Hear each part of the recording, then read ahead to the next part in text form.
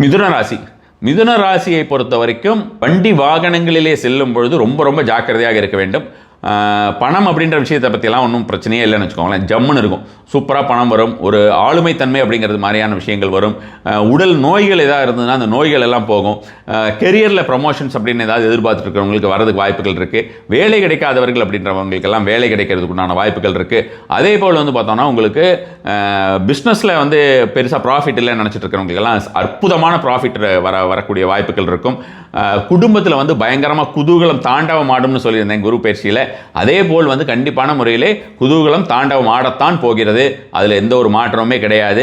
ஒரே ஒரு விஷயம்தான், வண்டி வாகனங்களிலே, நெருப்பிலே, ஆயுதங்களிலே மிக மிக இந்த ஒரு மாதம் கவனமாக இருங்கள். ஆனி மாதம், ஜூன் மாதம் நினச்சிக்காதீங்க, ஆனி மாதம் முழுவதுமே, அதாவது ஜூலை 15ஆம் தேதி வரைக்குமே கவனமாக இருக்க வேண்டியது. ஸோ அப்படி நீங்கள் கவனமாக இருந்தால்தான் நமக்கு வந்து இந்த ஒரு மாதத்தை நமக்கு சந்தோஷமாக கடத்த முடியும். ஹாஸ்பிட்டல் எக்ஸ்பென்சஸ்ஸு, சர்ஜரி யாருக்காவது பெண்டிங் இருந்ததுன்னா அந்த சர்ஜரியெல்லாம் இந்த டைமில் நடத்துறதுக்கு அப்படின்ற மாதிரியான ஒரு வாய்ப்புகள் எல்லாம் கூட தெரிகிறது. ஸோ அந்த விஷயத்துலையுமே வந்து உடனடியாக கவனம் செலுத்துவது அவசியம். இப்போ நல்ல பணம் வருது அப்படின்ற மாதிரியான டைமில் நம்மளுடைய ஃப்யூச்சருக்காக அட்லீஸ்ட் நம்ம வந்து ஒரு ஹெல்த் இன்சூரன்ஸாவது போட்டு வச்சுக்கிறது அப்படிங்கிறது ரொம்ப ரொம்ப முக்கியம். அதனால் மிதுன ராசிக்காரர்கள் அந்த ஒரு விஷயத்திலே நீங்கள் கவனம் செலுத்துங்கள். அதே போல் வந்து பார்த்தோன்னா ஒரு மிகப்பெரிய யோகம் அப்படின்ற மாதிரியான ஒரு விஷயமாக நம்ம வந்து மிதுன ராசிக்காரர்களுக்கு மற்ற விஷயத்துலலாம் நம்ம வந்து பார்க்கும்போது ஒரு யோகம் அப்படின்னு சொல்லலாம்.